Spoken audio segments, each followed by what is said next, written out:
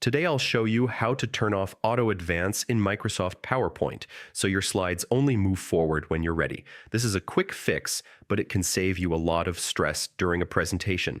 Sometimes PowerPoint slides are set to advance automatically after a few seconds, which can interrupt your flow if you're explaining something important.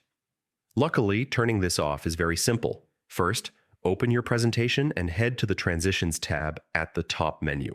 On the right-hand side, look for the Advance Slide section. Here you'll notice two options, On Mouse Click and After. If the After box is checked, that's what's causing your slides to move on their own after a set time. To stop that, simply uncheck the box next to After.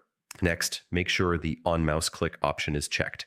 This ensures your slides only move forward when you click, giving you complete control. If you want this setting to apply to every slide in your presentation, don't forget to hit the Apply to All button in the same section. That way, you won't have to repeat the process slide by slide. And that's it. Now your slides will only advance when you decide. No more rushing or losing control of your presentation. If you found this guide helpful, make sure to keep it handy for your next project and share it with anyone who uses PowerPoint regularly. Thanks for watching, and I'll see you in the next tutorial.